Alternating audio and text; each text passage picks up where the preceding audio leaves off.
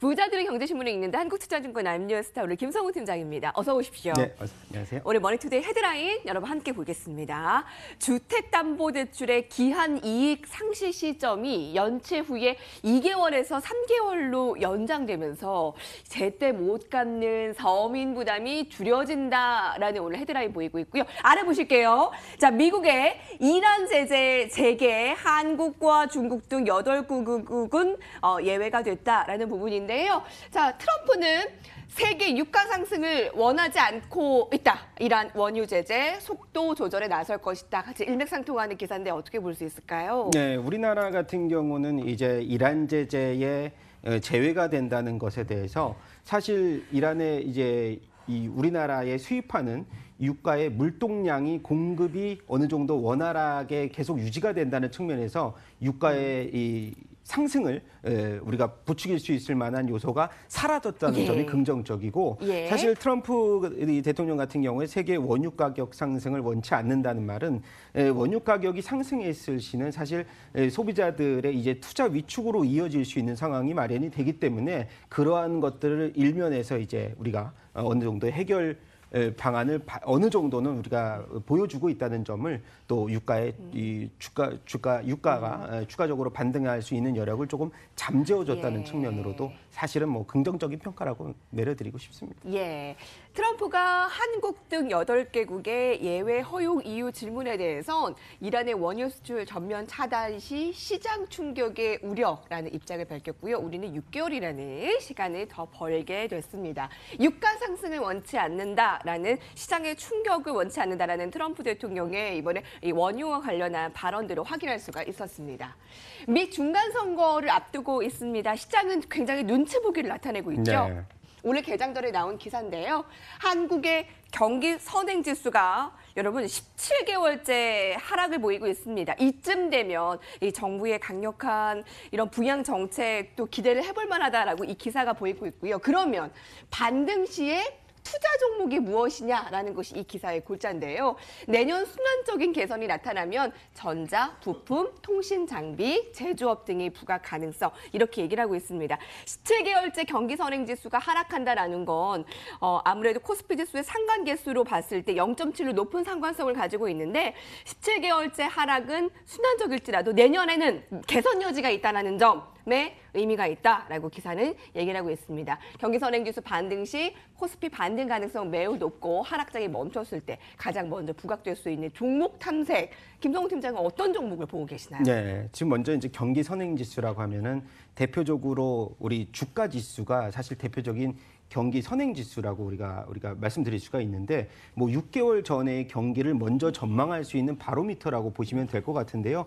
그중에서 이제 17개월째 하락이면 제가 봤을 때는 어느 정도의 주가에도 선반영이 좀 오랜 기간 됐기 때문에 추가적인 하락보다는 솔직히 반등의 무게를 좀 더 두게 있다. 이 기사의 골자가 그 부분인 것 같아요. 맞습니다. 그렇기 때문에 반등 시에 우리가 대표적으로 투자할 수 있는 업종은 오늘과 같은 경우는 사실 외국인 기관들이 양매도 업종 상위로 IT와 제약이 지금 상단에 지금 계속 와 있는 상황인데 제가 봤을 때는 반대적으로 장기적인 스탠스로 봤을 때는 IT 업종에 대한 관심이 우리가 증시가 오히려 반등 국면으로 다시 접어들면 대장주의 상승이 가장 빠를 것이고 하락할 때도 상당히 민감한 업종이 IT였고요. 그렇기 때문에 사실 이런 IT 업종들을 장기적인 스탠스로는 지금부터라도 분할 매수가 돼야 되는 상황으로 저는 생각이 되고요. 제약업종 관련돼서는 지금 이제 뭐 유한양행 관련된 호재도 단기적으로 반등이 나왔기 때문에 사실 반등 이후의 조정 흐름을 보고 나서 제약업종은 좀 접근을 한다. 그래서 제가 말씀드리는 골자는 대장주 위주의 접근이 사실은 필요하다. 전자, 부품, 통신장비 제조업의 낙폭과대 성장주 동감하시고요. 맞습니다. 가장 대장주로서의 성격을 가진 것이 반등에도 앞장설 것이다. 짧던 길던 회복하는 시기가 생긴다라는 것이 이 기사의 의견입니다. 경기선행지수가 앞서 얘기했듯이 17개월째 하락으로 진행되었다라는 점은 순환적일지라도 개선 여지가 있다는 점 의미한다라고 덧붙여지고 있고요. 자, 기사에 따르면 단기적으로 전자, 부품, 통신장비, 제조업, 의료정밀, 과학기기 업종, 중장기적으로 기계, 가구 업종의 정상화 가능성에 대해서 점검해볼 필요가 있다라고 얘기를 하고 있습니다. 앞서 전자 IT 얘기를 하셨는데요. 삼성전자가 사상 최대 실적을 계속 내고 있죠. 내년 부분에 대해선 굉장히 엇갈리고 있습니다. 표를 한 가지 보실 텐데요. 하향이 불가피하다라는 점 아니다. 사상 최대 실적을 계속 경신해 나갈 것이다 라고 의견이 이렇게나 극명하게 엇갈리고 있습니다. 자, 먼저 한투와 메리츠, 신영은 60조 아래로 영업이익이 떨어질 것이다 라고 얘기를 하고 있고요. 반면에 NH나 유한타, 현대차증권에선 아니다. 영업이익이 계속 사상 최대를 경신할 것이다. 많게는 66조까지 사상 최대 실적을 달성할 것이라고 예상했습니다. 기점은 60조가량인 것 같아요. 이걸 뛰어넘느냐 계속해서 아니면 그 아래로 내려가는 것이냐. 어떤 측면에서 바라보세요? 네, 지금 뭐 표를 봤을 때는 사실 이 변동 구간이 굉장히 러프하게 넓습니다. 아까 보시다시피 그렇기 때문에 반도체 업황이 이제 사실은 기로에 선 것 같은데 그것을 예측하기보다는 저는 네. 다른 방향성으로 밸류에이션으로 접근하는 것이 오히려 그냥 심플하게 이런 그 레포트 분석이 워낙에 지금 이 상하단이 넓기 때문에 예. 지금 삼성전자 같은 경우는 뭐 최근 들어서 애플의 실적 부진 여파 때문에라도 소폭 조정을 받고 있는 상황인데 근데 다른 글로벌 IT 업종 대비해서 굉장히 싸다라는 측면은 우리가 널리 알려져 있는 상황이고 그렇기 때문에 삼성전자가 내년에 반도체가 없으면은 밸류에이션 하단까지 갈 거고 반도체 업황이 다시 네. 상승하는 국면에서는 상단까지 갈 건데 그런 것을 상쇄할 수 있는 부분이 바로 제가 내년에 출시될 폴더블 폰의 어느 정도의 그런 반도체 그 부분을 성장폭. 상쇄시킬 수 있는 부분이 폴더블 폰이다. 네, 상승시킬 수 있는 부분은 폴더블 예. 폰이고 그것이 먼저 이제 중국에서 출시가 되고 나서 기술력으로 삼성전자가 뛰어넘을 수 있으면은 성장 기대감을 한 번 더 받을 수 있는 하나의 핵심 요소가 내년에 폴더블 폰의 출시가 어느 정도로 소비자 욕구에 충족시키느냐 그렇군요. 그런 것들도 하나의 바로미터가 좀 될 수 있지 않을까 그렇게 보고 밸류 있습니다. 얘기하셨는데 그러니까 네. 실적은 워낙에 이렇게 극명하게 엇갈리고 있지만 네. 주가가 매력적이다라는 부분에 한 목소리를 내고 있어요. 네. 이 부분에 좀 공감을 하신다는 부분이에요. 맞습니다. 뭐 글로벌 네. IT 업종 이제 대비해서 현저한 저평가 구간이기 때문에 사실상은 실적이 우리가 예상치 네. 하단으로 들어와도 우리가 전체적인 밸류에이션은 아직도 저평가다라는 의견이 동일한 말씀을 부분이에요. 드리고 여러분, 싶습니다. 삼성전자의 현재 주가는 이익이 절반 수준이었던 4년 전과 주가가 똑같다. 이익은 이렇게 늘어나는데 주가가 움직임이 없다라는 부분에 현재 주가가 낙폭이 크다라는 점에서는 입을 모으고 있고요.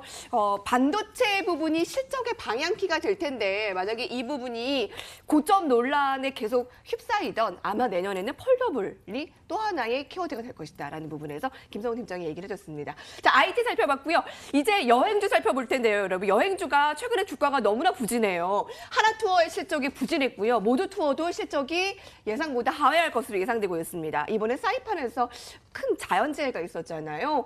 자연재해가 삼킨 여행주 4분기에도 어렵다. 그러면 기점은 언제가 될 것이냐? 기사에 따르면 내년 2월이 될 것이다. 라는 겁니다. 내년 2월에 예약률 증가 전환이 전망되는데요. 일단 올해 하나투어 주가 추이를 좀 볼까요?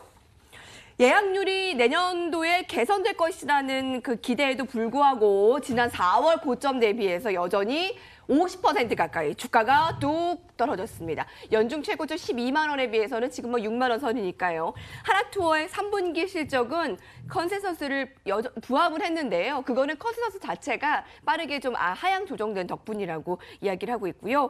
10월에 송출객 수 전년 대비 증가에도 만만치 않은 4분기라고 합니다. 선행지표 예약 증감률은 개선됨에도 불구하고 좋지 못한 상황. 내년 2월을 기대한다라고 하는데 그러면 4분기에는 일단 좋지 못하다. 장기적으로 봤을 때는 뭐 매수, 뭐 이런 정도의 이론적인 분석이 가능할까요? 네, 지금 보면은 기사에서 내년 2월에 이제 예약률 증가 전망을 한다고 했는데 제가 조금은 이제 다른 생각입니다. 올해 같은 경우 2월 달에 이제 평창 올림픽의 효과 때문에 사실은 그 여행객 수가 조금 이제 반짝 반등을 했던 여파도 있기 때문에 내년도 2월에서는 전년 이 비대비해서 사실 증가폭이 미미할 수도 있습니다. 내년 2월에 올해 2월만큼 그렇죠. 나오지 않을 것이다. 그리고 또 추가적으로 봤을 때 사드 관련 리스크라든가 일부 이제 우리가 하나 투어를 여행하는 이 연령대 같은 경우가 고연령대가 많기 때문에 사실 이런 패키지 여행객 수보다는 단기적으로 여행을 하는 개인 여행객 수가 최근에 많이 늘어나고 있고요. 그래서 제가 봤을 때는 지금 실적 부분에서의 이런 회복세보다는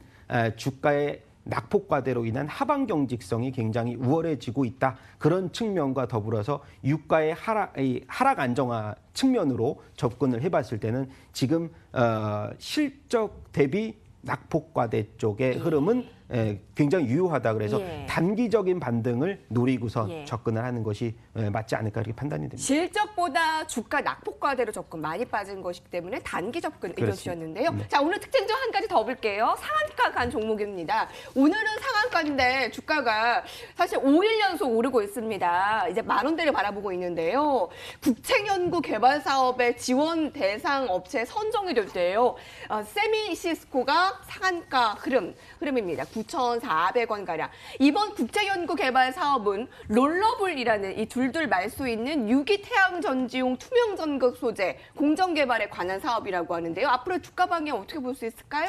네, 기존의 이런 그 투명 전극 같은 경우는 아까 롤러블 얘기를 하셨는데 그 유기성이 굉장히 떨어졌지만은 최근에 아까 세미시스코가 개발하고 있는 이런 투명 전극 같은 경우는 이 유기성 요소가 굉장히 많기 때문에 단기간에 너무 많이 올랐네요. 웨어러블이라든가 플렉서블의 제품의 그 핵심 부품으로서 자리 잡을 수 있지만 제가 이제 실적을 앞서서 좀 확인한 결과 작년 대비해서 상반기 적자 전환했습니다. 그렇기 때문에 저희가 우리가 모멘텀적인 요소로서 세미시스코를 바라봐야 되지 이것들이 장기적인 성장 부분이라든지 일부 요소들은 이미 주가에 반영을 했기 때문에 신규적인 우리가 접근 투자자분들은 굉장히 신중을 요하는 종목으로 저는 그렇게 말씀드리고 싶습니다. 이미 10,000원 이상에서 주가에서 4,000원대로 뚝 떨어진 바 있습니다. 네네. 실적 부분에서요. 이 모멘텀 가지고는 좀 선반영이 된 부분도 그렇죠. 있다라는 부분이요. 오늘 특징적 상한가 종목까지 알아봤어요. 부자들이 경제신문에 있는데 함께했습니다.